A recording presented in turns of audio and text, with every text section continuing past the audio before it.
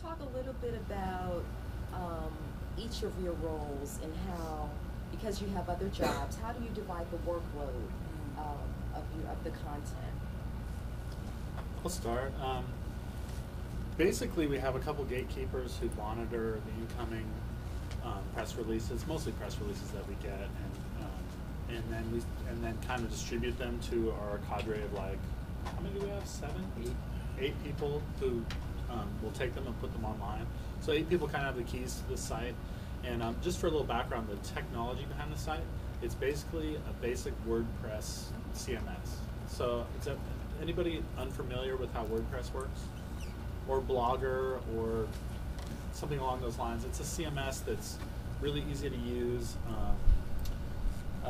There's, in the back end, it'll have kind of these little compartments where you can say, I want my story to go in this box, I want this story to go in this box, cut, paste, and then post. And so it goes online. So it's really easy to kind of update and edit. And we probably have, how many times is it updated a day on average? Are you using the .org or the .com for WordPress? We actually host it ourselves. So, which is easy to do. If you, technically, putting WordPress on your own URL it's just you can figure it out in an afternoon if you don't know how to do it. And so, that's kind of the other component of this, is that anybody can do this. It costs us probably $20 a month on average. Well, Ryan Juris, who's our co-founder and one of our main volunteers, he does a site for his own clients, and so he has a bulk posting package through a company. So it actually technically really doesn't cost us anything to host it. He pays the domain name when he remembers to. He forgot, so our site was down for a weekend recently.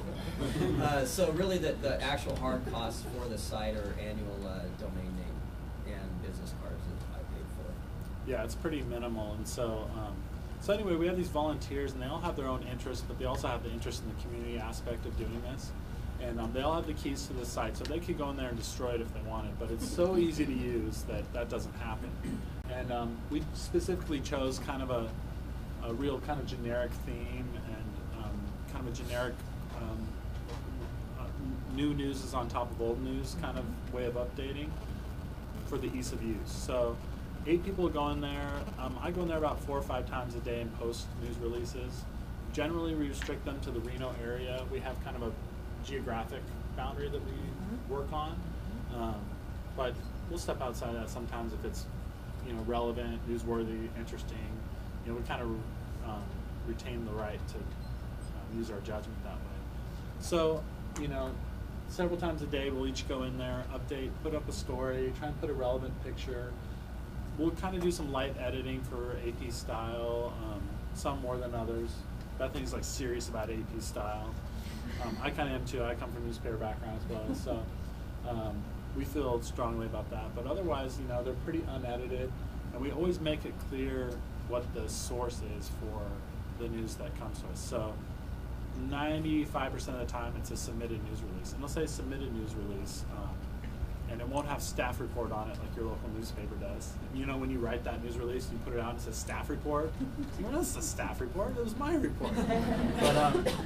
But we'll make it very clear who the source is for the material, and we'll use a little bit of editorial judgment about what we put up. We get a fair amount of spammy stuff, and it's people trying to sell products or trying to worm their way into the website. But generally, it's we know the Northern Nevada is a small market, so we know where it's coming from, and we know the agendas, and we know kind of